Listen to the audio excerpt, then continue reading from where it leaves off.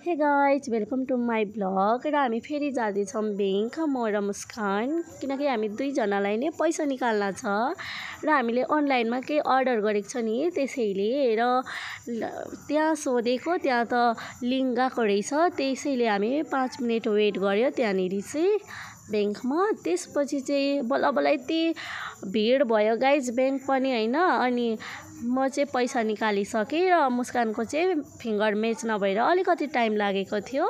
अनि बल्ल मुस्कानले पनि पैसा निकालेर अनि हामी चाहिँ घरतर्फ लाग्यो। घरतर्फ आउँदाखेरि माइजूले भन्नुभएको थियो कि ब्याङ्क गएर आउँदाखेरि चाहिँ एकछिन घरमा पस्नु नानी, कति दिन भयो नभेटेको, आउनु हाम्रो घरमा भन्नु थाल्यो। अनि हुन्छ माइजू भनेर भन्यो हामीले। अनि फेरि माइजूको घरतर्फ लाग्यो। अनि घरतर्फ लागेर माइजूको अनि फेरि एकछिनमा हामीहरू घरतर्फ आए, हाम्रो घरतर्फ।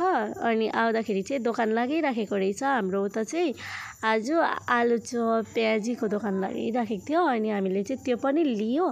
अनि घरमा त मम्मीले कराउनु हुन्छ होइन, नखानु यस्तो चिजहरू भन्नुहुन्छ नि त। त्यसैले चाहिँ हामी यहाँ जङ्गलको छेउमा नयाँ घर बनिँदैछ नि त गाइस, त्यहीँनिर आएर चाहिँ गप्प खाइराखेको थियो। र साथैमा भाइ पनि हुनुहुन्थ्यो गाउँकै।